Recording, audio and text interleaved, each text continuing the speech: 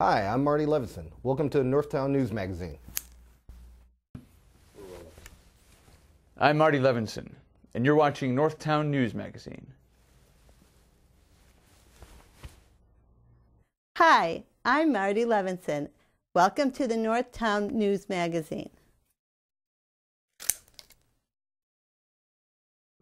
For the identity of the real Marty Levinson, please stay tuned for the Northtown News Magazine.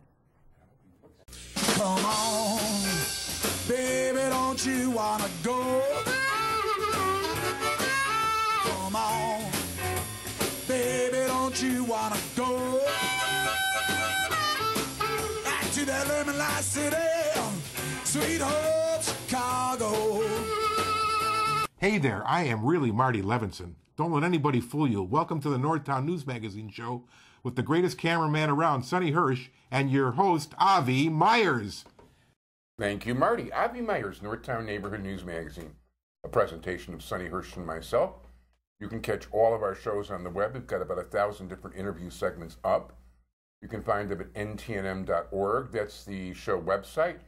And it's got links to YouTube. Community policing, we're very big on that also. Sonny Hirsch in his spare time is the chairman of the District Advisory Committee of the 24th District. Go to caps24.org. You can actually directly report graffiti to the police station there and find various information out about the 24th District. And not always, it depends on who submits what when, but when the CAPS meetings are going to be for the 24th District, which is West Rogers Park, and the northern part of Edgewater. We'd like to wish our previous commander, Thomas Waldera, well, who now is head of narcotics citywide. And we'd like to welcome our new commander, Roberto Nieves. And we wish him well in his first assignment as commander.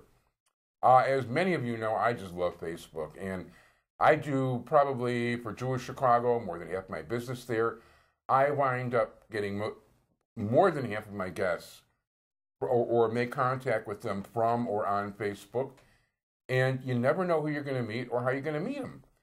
And anyway, I was in a conversation with somebody, and the name Alvin Boute Jr. came up. And my dad used to do business with an Alvin Boute Sr. And Alvin Boute Sr. Was the first, was the first black man to run a bank in Chicago. He was a member of the Board of Education. He also had some drugstores, which is how my dad and him hooked up, because my dad used to sell his merchandise to drugstores. And we started corresponding, and it was interesting. He's very interested in politics himself, and we've got a number of common friends, and everybody talks about what a nice guy he is on Facebook. Even when I mentioned he was going to be on the show today, people are just, wow, he's a great guy, you're really going to like him. I'd like to welcome Alvin Boute Jr. How you doing? I'm well. Thank you, Avi. First of all, thank you very much for coming. And your official title is investment banker? Yes, as an investment banker, yes. Yeah, and you're also very interested in politics? Yes, I tend to get involved, and it's a good way to meet people. Yeah, any particular... one of the people we had in common that I really surprised didn't do well, I thought the most polished person running in the whole aldermanic race was Cornell Wilson. Yes, Cornell. That was a heartbreaker. He was very polished, great, well-rounded kid. I think we're going to, grown man. I think we're going to see him around. I think so, too. We'll definitely see him in something else. He had a good campaign manager, too. There were like 13 people in that race, so or whatever it was. So, and they did wind up with somebody good, but, Cornell Wilson, to me, is like a shining star. Yeah, yep. He's someone that I think, like I said, I think we're going to see him come back around to do something. May not be politics, but it'll probably be something involved around politics. Yeah, this kid is, I want to call him a kid too, that shows how old I'm getting. But he's just a flat-out winner. Yeah, yep. So tell us a little bit about your business. And Sure, I'm, primarily a municipal finance investment banker. So we do a lot of bond issues for county, state, and city government. And and various agencies around the country. Cool. Well, yes, our city was celebrated yesterday with a junk bond rating. Yeah, that was a hard pill to swallow.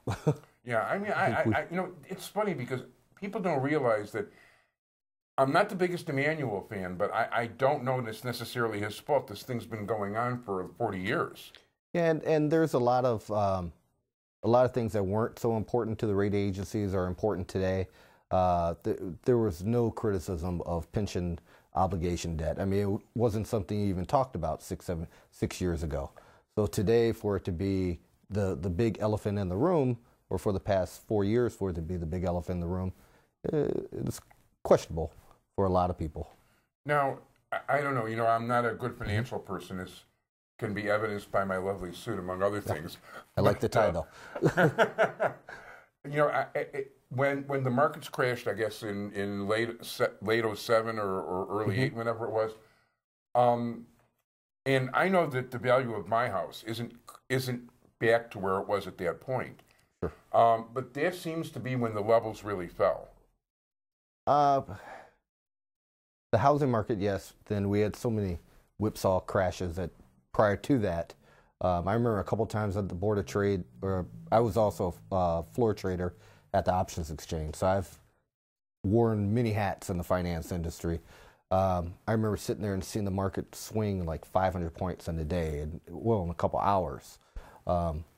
It's been a very volatile market, probably driven more so by the housing market over the past 10 years too. The housing market, when they talk about 1 out of 4 people's mortgages being underwater, I mean, the debt, well, you've also got accumulated debt throughout society, because, I mean, if I charge money on my credit card and don't pay, what used to be 13% interest is now 22% interest, and it's nuts. Yep. Penalties and fees. That's the business. And 22%, I mean, there used to be usury laws that don't seem to apply. Gateway Bank was your family bank. Is it still operating? No, well, we had Independence Bank. I'm sorry. Yeah, no. Gateway was one of the banks. My dad acquired 7 banks, I believe, over the period of time that he was in. So Gateway was one of the banks that we acquired. Okay, I guess that's the one that I was familiar with. Yeah. So when you get involved in politics, what do you look for? What kind of person do you look for? I like the person that I know. The person that I know, the person that's an honest person, compassionate person, and just a regular, like I said, a regular person. People that we know, we deal with on a regular basis that are going to be honest with you. Those are the people that I'd like to work with and support. No, that's important. And there's, sometimes that can be very cynical. Of course, that comes from being with the press and following people. But I remember so many people that were shining white knights. Yeah. When I first started working for them or supporting them. Yep. And then when they get their turn, their heads find it's that way. So I try to be careful along those lines. Are there any? Now we're not allowed to directly ask for money on the show, but are there any particular charitable or civic causes you're into? Today, right now, I sit on the board of a charter school, and that's been kind of my stick to wave in the air, I guess. That's the Betty Shabazz International Charter School. I know charter schools are a bad word with a lot of people, but not me, by the way. Yeah, it's a great organization. I've been on the board now for 3 years. We're building a good presence in Springfield. A lot of representatives have taken a liking to the school. It's been around for a long time, but it's just becoming a name behind it today. It's funny when you say Shabazz, I immediately think of the black Muslims and Malcolm X and Elijah Muhammad. And as a matter of fact, when I used to be at the cable place before we got our own camera set up, sure, there were a number of black Muslims over there, including, I believe, relatives of Betty Shabazz. Oh wow! Well. So, when it comes to charter schools, you take a look at public schools in Chicago and the product they're putting out. Yeah. It's not a good product. And I think it's important to have an alternative. And, it's up to parents, too. If parents don't want to send their kids to charter schools, they don't have to send their kids to charter schools. And that's the point. It's just to have a choice. But I think the main issue with charters, and it gets lost in the argument of union and salaries and tenure. But the real argument is what keeps the kids attentive? What keeps them excited? What gets them to come to school every day? And believe it or not, we serve these kids a vegetarian breakfast, vegetarian lunch, and we have the best enrollment in the city. Cool. I mean, who wants to go have a bowl of spaghetti every day for lunch? But they're there. They love it. By the way, you didn't go to the Jewish school I went to, and you don't. If we had any kind of meat on Monday, sure, it was hamburger on Tuesday, It was meatloaf on Wednesday. Okay. It was meatballs on Thursday. And on Friday, you brought a peanut butter sandwich. Okay. But anyway, I'm glad you're into charter schools because the fact is, you can't just let the kids not be educated. Yes. And yes. I think too much of the noise, and sorry all my union friends, but just because it's not union or may not click this, that, or the other thing, the kids are still the most important part of the equation. And I think that's something that gets lost in all these debates. Well, the interesting thing is that most of the charter schools are now finding their way into unionizing. I think Urban Prep is talking about a union now in their school. The UNO schools unionized 2 years ago. They're finding a way to organize and get it done as well as provide a good education. Very cool. Well, at this point, Mickey's hands are kind of there. Okay. But it's really been terrific. I'd like to welcome, not welcome, but I want to thank you, Alvin Boute Jr. Thank you very much. Investment banker, all around man of town, so to speak, and I mean that in a good, civic, minded, Thank you. good way. And thank you so much for being here. And thank you, Sonny.